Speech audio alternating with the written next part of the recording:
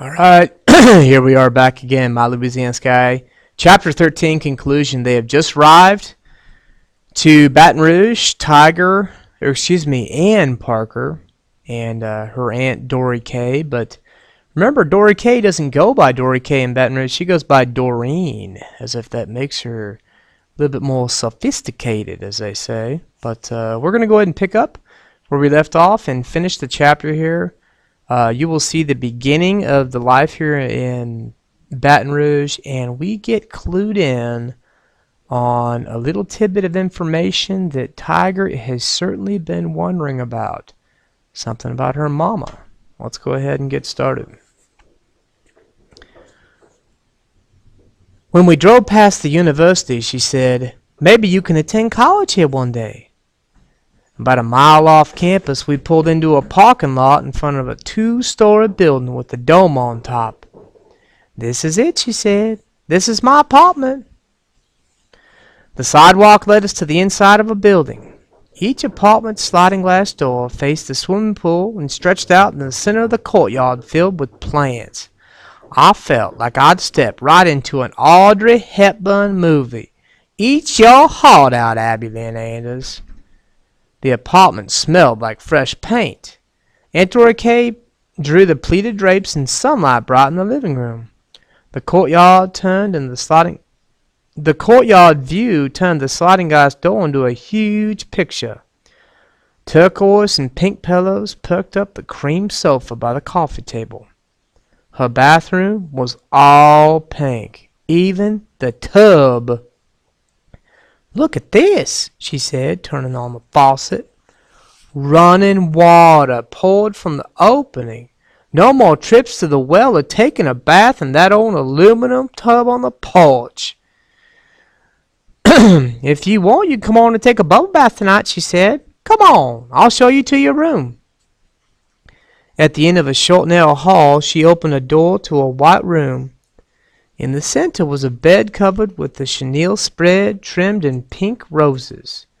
An oak dresser and matching nightstand faced the bed.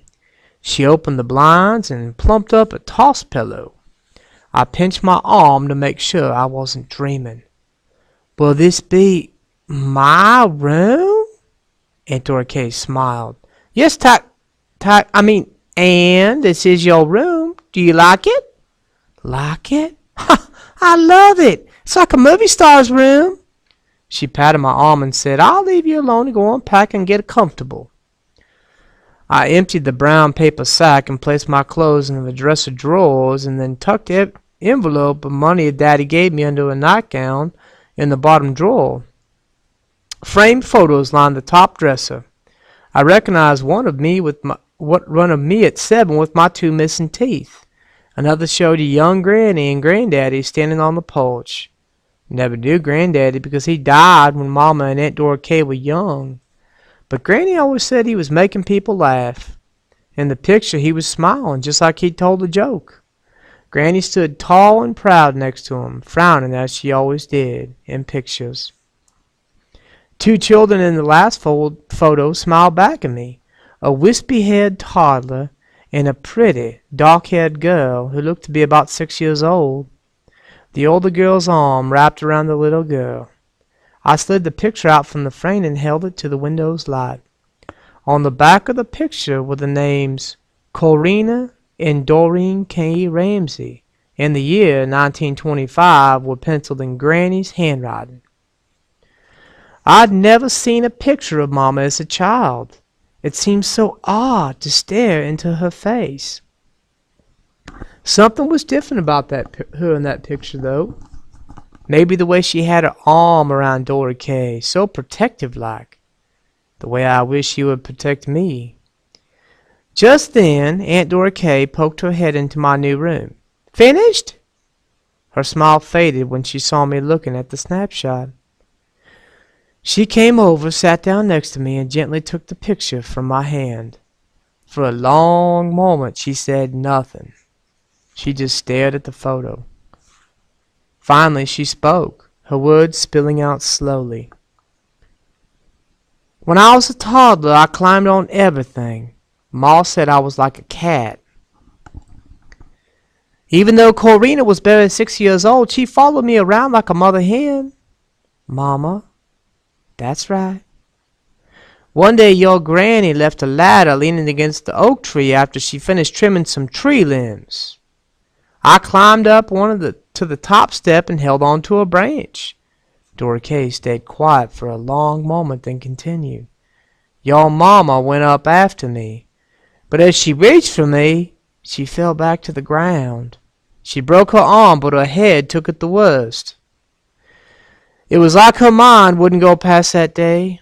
Doctor said she probably would always be like a 6-year-old. I think Ma never forgave herself for leaving that ladder out, or me for climbing up that dumb tree. But you were a baby. It wasn't your fault. Aunt Dora Kay didn't say anything. She just looked down at that picture. Why didn't you and anyone ever tell me? I asked. Aunt Dora Kay shook her head. I don't know. Someone should have. Granny never even touched the subject with me except once. I was a teenager and frustrated because I had to take Corina everywhere I went after school. Aunt Dora Kay looked out the window. I'm ashamed to say I was embarrassed by my sister. Of course, after Granny told me what happened, I had tremendous guilt. I felt like I should say something, but I didn't know what to say. My mind was stuck on Mama and wondering what life would be like today if she hadn't fallen.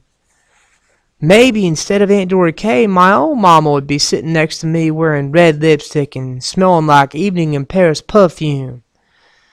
But it was as if my questions had all been answered in one big sweep. Now I knew I could be on the honor roll. Now I knew how I could be on the honor roll and why Granny had seemed so hard on Aunt Dora Kay.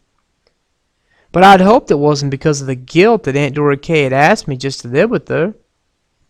Aunt Dora Kay placed the photo back in the frame and returned it to the dresser. She swirled around with a smile that almost startled me. Let's go shopping. I guess telling me about Mama was like crossing another task off her list. Grocery shopping? I asked.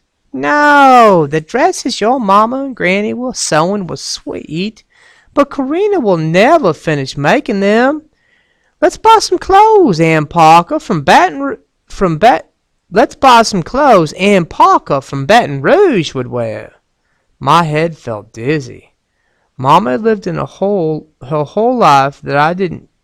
Mama had lived a whole life that I didn't even know about. Everyone had kept it a secret. As far as I knew, the whole town of Sada knew what had happened to Mama. Maybe even Jesse Wade's Mama had even told him. After slipping on my shoes, I followed Aunt Dora Kay down the hall out of the apartment and toward her car. She was right. She sure did like to make improvements. 2 hours later, I was proud owner of 4 new blouses and 3 skirts. A pink one even had a poodle on it like Abby Lynn's. Aunt Dora Kay also brought lots of petticoats to make my skirts flay out. And the dresses Mama and Granny had started looked childish compared to my new wardrobe. I modeled the pink skirt in front of the mirror, feeling like a new person. I kind of looked like one of those teenagers I saw drinking Coke floats at the drugstore, instead of some country bumpkin feeding chickens in Seder. Goodbye, Tiger. Hello, Ann Parker. So that's the conclusion of chapter 13. We learned the secret of Mama now, why Mama is acting so slow like a 6-year-old. Here's my question. Do you think Aunt Dora Kay, or should I say Doreen, has any guilt for what happened that day? Maybe letting her sister go too high on the ladder? Or what about this? Do you think Granny is so harsh on Dora Kay, which she pretty much has been the entire book? Do you think she's harsh on Dora Kay because she left town and moved to Baton Rouge and tried to make a big life of her own, kind of selfishly? Or do you think Granny had it up that Aunt Dora Kay may have been the reason that Mama fell out of that tree? Keep in mind, Granny was the one to put the ladder there. Does Granny feel any guilt? Did Granny feel any guilt? We don't know. All I do know is that Tiger is in a new life here in Baton Rouge. She seems to be interested in this new life.